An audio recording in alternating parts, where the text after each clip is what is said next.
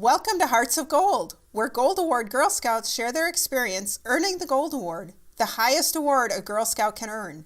Hearts of Gold is presented by the Grow and Share Network in conjunction with Off the Walter Media Productions.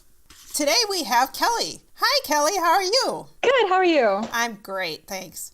Why don't you tell us about your Gold Award project? For my Gold Award project, the idea really came into my lap as we were in the brainstorming phase. In my area, we have a lot of dog lovers and dog owners. However, we have a very restricted amount of space that is dedicated to spending time with your dogs in the community, as well as just safe places where you and your dog can enjoy the community. That being said, that has created an issue within a small area of my town where some dogs have been continually becoming loose and creating some issues within the neighbors in that area. So it was very simple and very straightforward for us to go and create this idea that became Amicus Dog Park. So Amicus Dog Park has become a safe place for the community to enjoy their pets in the community and to both join the locals as well as the tourism that is in our town as well. And I know that while you were working on your dog park, you obviously had a lot of support. But my understanding is the day before, the very last day when you were going to install the fence, something interesting happened. Do you want to share about that? So the funny thing is that when I going into this project, no one really told me or prepared me for working with local government. So that was a very interesting roller coaster going through the 10, 12 months of this project.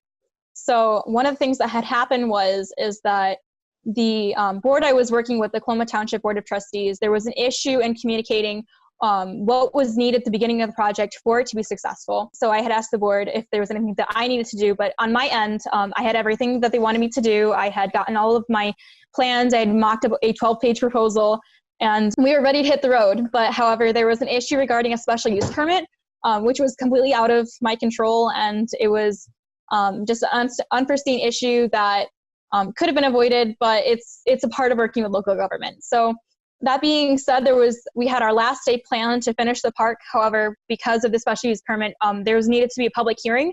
So that meant that we had to wait until this public hearing before we could work on the park at all. We had to wait, I want to say a month or two before this public hearing, so we could get word out to the community and all the neighbors so they could voice their opinion about the park if they hadn't already, because we had done a lot of reach out within the neighboring community, making sure that everyone knew what was going on and what was being put in their community. So during that public hearing, it was very rough on me because basically my Gold Award was not being put in a bright light. And so it was hard coping with that, but it was also great to be a part of local government and show that this is a project that's going to help better the community and really fight for why I think that this would be a benefit. And being a part of that it's a really great learning experience. And I think every girl should be able to say, hey, I worked with local government, because it's something that I think is really important, because you need to know what's going on in your community. And that's a big part about having the public hearing, is that people know what's going on. People understand what is happening. They're able to voice their opinions. And so if something has a major issue, we can help work with that and make sure that everyone, to the best of our ability, is given what they think is best for their community. So that was a very hard couple months for me going through my Gold Award project, but I think in the end it was really worth it and an experience I wouldn't switch out for. So dog parks are a pretty popular idea and lots of towns are building them. Why don't you tell us about some of the logistics and things that you learned about with dog parks that perhaps you didn't know going into it that others might be interested in? Okay, so this is going to seem a little bit funny, but I did a lot of dog fighting research because I didn't want to create a bigger issue than the issue that I was trying to solve, because I didn't want to be counterintuitive. So I did some research on that. I also did research on what is the recommended size, like the number of dogs putting in the dog park, because you get a bunch of dogs in there and bad things are going to happen. But it was funny enough because I was doing this research and I found out that the statistics show that most dogs and dog owners that go to dog parks are responsible dog owners that clean up after their pets' waste, make sure that their dogs have the proper vaccinations and such to make sure that they're healthy. And the owners that don't take care of their dogs as much and not vaccinate their dogs or promote dog fighting, they don't bother going to dog parks as much because they don't want to go out of the way to for their safety of their dog, which I think is really sad. But it's also great news for the dog park, which means that once this gets finished, everything will be successful and flourishing, and I can't wait to see that come to the end. I also learned that the dog park was actually not your first attempt at your Gold Award, that there was a Hornbill Project that you had originally thought about working on. Why don't you tell us about that, and why don't you tell us what happened that led you to redirect to the dog park? Yeah, so the Hornbill Project was my first idea because I am going into zoology, so it's something that I'm very passionate about. And so I had reached out to Binder Park Zoo, which is a local zoo. I had grown up at this zoo, and I had actually shadowed some of the zookeepers there. And I got to work with this one bird, and her name is Eliza, and she is an African hornbill, and she's gorgeous, and I loved working with her. I got to help measure out her food and such, and so I created this relationship with her. And then I found out from the keepers that they had been moving her around because they didn't have a permanent place for her to stay.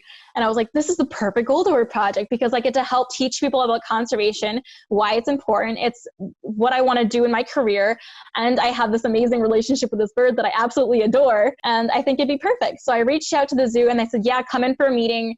So I came to their meeting and we had a few of the heads there. And unfortunately, they said that the funds that they would need, they didn't think that I would be able to produce for them, which it's completely understandable to say that, hey, you're 16, we don't think you can do it. But in the end, I think it was for the better because this way I can reach more people and I can help a different issue, not a bigger issue. In the end, I think this is still going to be a great project and I can't wait to see it to the end. What is your biggest takeaway or thing you learned from your project? Not everything needs to happen right now. I'm a perfectionist and my favorite thing are lists and timelines and getting things done in a certain way, in a certain order. One of the things that I had to really learn the hard way is that things are going to come in your path and timelines are going to get changed and things are not going to happen when you think that they're going to happen. And that's okay because you have 2 years and that's what it's there for. It's meant for the ups and the downs and all the township meetings and all of the little minute things that make up your entire project.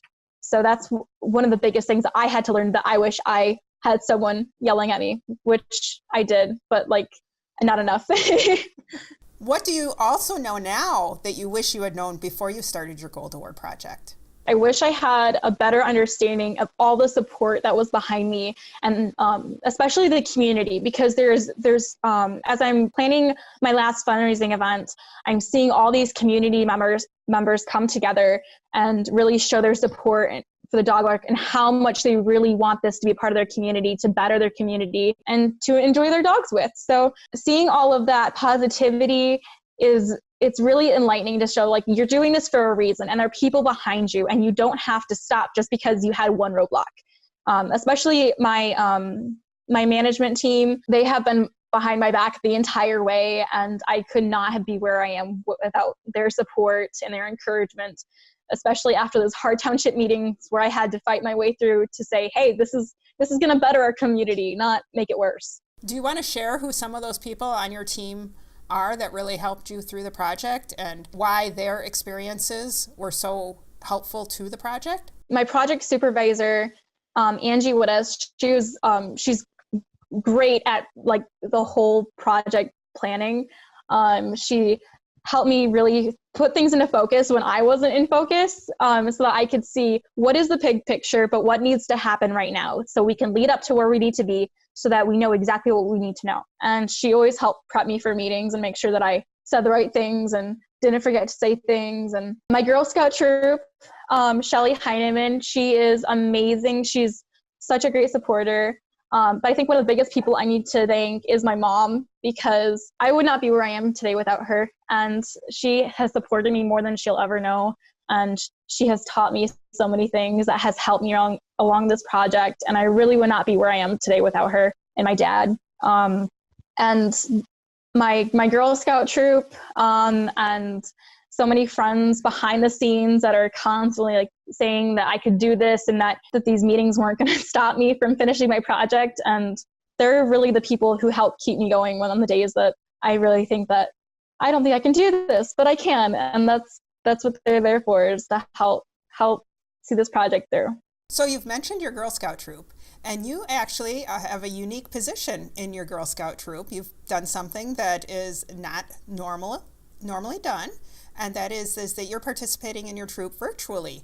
Why don't you tell us about your troop and how that came to be? Yes, so my troop is very interesting. So I actually started in my troop as a Daisy. I am a proud Daisy through ambassador. Going into this troop, we were very active. We worked on every badge. We went camping every summer, like the most active troop you can be, because we were that extravagant troop. And so we went to Monster Mash, and we did all these things that were really the bulk of my childhood memories, because from a young age, Girl Scouting has taught me so much. In around 2011, I moved back to Michigan, where I was born. And so I was trying to find a troop that was as eccentric as my troop was, which I should have known that would have been very hard.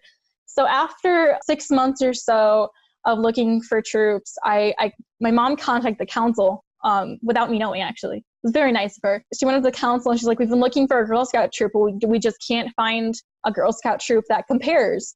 And so the council was so very gracious, and they said, we see how active you were, and we see your commitment to Girl Scouts, and we're going to allow you to be part of the troop as long as you attend the meetings either in person or virtually. So that's what we did. We started, we were juniors, and we did half Zoom meetings, and half of the other meetings, we would either go to Wisconsin, or my Wisconsin troop would come to Michigan. And so now we do most of our meetings over Zoom, because it's easier with our high school lifestyles and such as we're getting older. But we're still doing a lot of badge work, and we go camping every now and again, and we're planning these trips together as ambassadors. And my fellow Girl Scout, Emily, she's working towards her goal as well. She just started.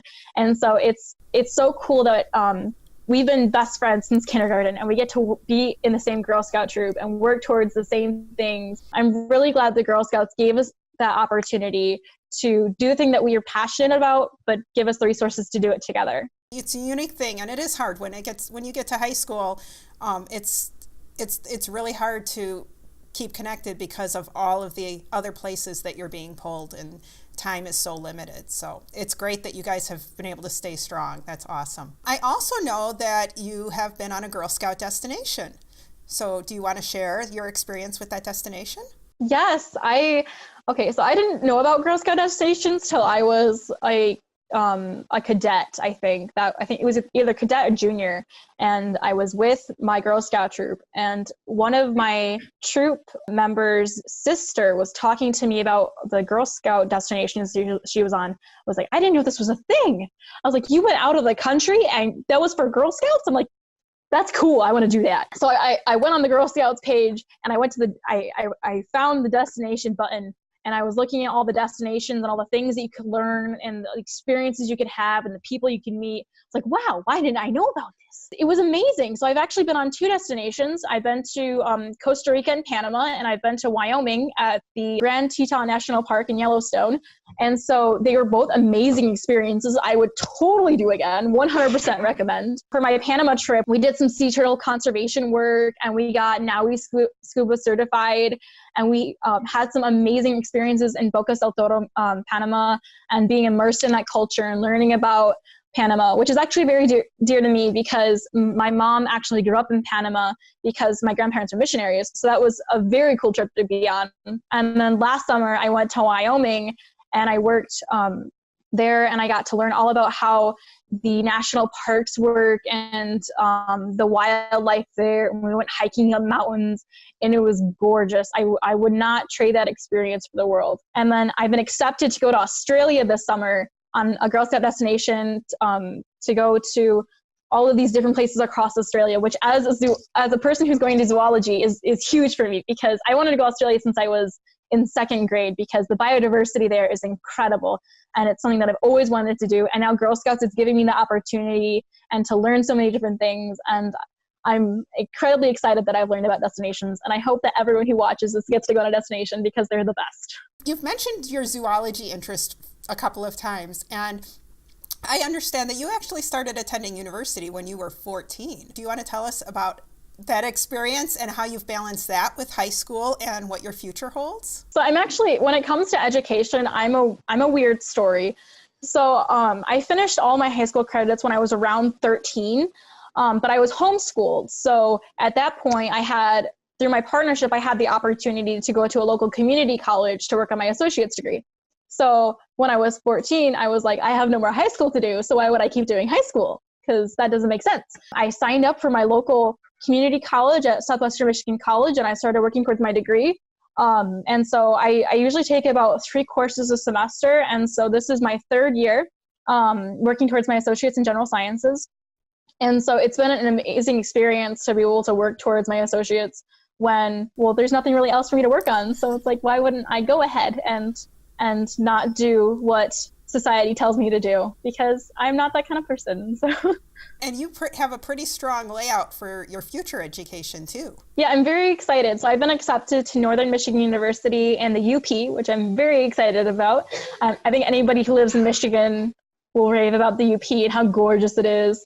But it's a little college town in Marquette, Michigan. And so I'll be studying zoology and minoring in Spanish, which I'm very excited about because I think learning another language is very important. I'm working on getting some in-zoo experience in between now and when I go off to college. And I'm very excited about doing something I'm really passionate about and working with animals and studying their behavior and how they work together in groups. And that's something that I've always loved. And I'm glad that I finally get to see working towards that in my near future of this year, which I'm very excited about. When we talked about destinations, one thing I forgot to ask you about is that one of the ways that you and your troop fundraised in order for you to attend the Panama destination was you actually put on a 5K. Why don't you tell us about the work that went into putting on that 5K? So the Sea Turtle 5K run and walk is an interesting part of my Girl Scout career because I went out of my comfort zone a lot, and that killed me, but it was the best thing for me. So I have an anxiety disorder, and so I had to make a lot of phone calls at the beginning of that to call sponsors and businesses to help sponsor the event so that it could be successful. If anyone who has known me a couple years ago would know I would rather drive a nail into my foot than make a phone call. So that was very rough, but it gave me the experiences to be able to talk to people on the phone. And now I'm proud to say I called financial aid yesterday, and that was perfectly fine. And yeah, so it gives me these experiences. It went out of my comfort zone, but it's good. Life is not supposed to be comfortable. That being said, we went through some ups and downs with a business we were trying to work with to help organize the 5K, because that's what they did for a living. But there was a lot of unprofessionalism with that, and there was a lot of drama involved and very un-Girl Scout-like behavior going on, to put it simple. We quickly decided not to go with that business, and so what's now my project supervisor, Angie Wittes, she helped put us in a program so that we could organize the 5K for ourselves. And so it's actually very successful, and so we were able to fundraise the monies for me to go to Panama, and I was really happy that it turned out the way that it did, because I got to have experiences that taught me things and put me in positions that I would not have put myself in, which I'm very glad for. Are there any other Girl Scout experiences that you've had that you'd like to share? I think one of my favorite Girl Scout experiences that we haven't talked about is when I went to CIT Camp at Camp Evelyn, which is my Girl Scout camp for when I was like a daisy and brownie. And so that was my home away from home. And so I went to counselor and training camp. That's what CIT Camp stands for. Well, first of all, going back to camp again was great. Camp is like my life. I love going outside. It's my environment. And so, but one of the big things that hit home for me was seeing those younger girls and helping them and giving them the experiences that I had when I was younger, because I had some amazing counselors, and I still remember their camp names. So Sunshine and Smokey, if you're out there, you're amazing. You've changed who I am as a person, and I love you. Going to CIT camp, it was eye-opening of all that you pour into these girls, and being able to do that for my younger generation of Girl Scouts. It really touched my heart, because I have gained so much from Girl Scouts, and Girl Scouts has taught me so much about how to be an independent person and make a difference in my community. And so being able to be that leader for younger girls and being able to pour my life into them and all the experience that I've learned, it's it was so rewarding to see my younger generations of Girl Scouts being able to grow up and hopefully make a difference that will be impactful, and hopefully I helped them do that. Is there anything else that you'd like to share with the audience? It doesn't take a Girl Scout to make a difference. It doesn't take a certain type of person to make a difference. It doesn't take a certain type of personality to make a difference. Anyone can make a difference. It's just a matter of the choices that you make, the friends that you make, and it all boils down to your choices. If you make a choice to make a new friend, if you make a choice to do things such as like recycle or build a dog park, it's all a decision that you make in your life, and anyone has that power to make a decision. What is your favorite s'mores trick? My favorite s'mores trick. Okay, so this is the way of the perfect s'mores. I'm gonna let you in on this. Okay, so the perfect s'more it's the best of both worlds. So you take your s'more and you gotta make sure you get a stick that is thick enough, because if it's not thick enough, then the s'more will fall off. And if it's not pushed down enough, then the s'more will fall off. And I've had lots of those s'mores. Rest in peace to all the s'mores that have died in the fires. That being said, once you have your marshmallow secured on the stick, you have to evenly roast it, and so it's golden brown, so it's nice and gooey inside. So that's like how some people like them, but some people like charcoal, and that's what I like. But the thing is with the charcoal is that it's not gooey inside. So you make them gooey inside, and then you burn them. So you get so when you take it out of the fire, it's gooey on the inside, and you get the charcoal crunchiness on the outside. So it's the best of both worlds, and that is how you make the perfect s'more. That's I've never thought of it. I am a golden brown gooey girl. Well, thank you, Caleigh, for joining us today. Please make sure to click subscribe so you always know when new episodes are released. And don't forget to power your passion and conquer your challenges. The Hearts of Gold program is brought to you by the Grow and Share Network in partnership with Off the Walter Media Productions. If you want to share your story of how you earned your Gold Award, send an email to growandshare@outlook.com. All episodes of the Hearts of Gold program are available to view at youtube.com/Cheryl Robinson. That's youtube.com/SHERYL Cheryl Robinson. Thank you for listening. Take care, and we'll see you next time.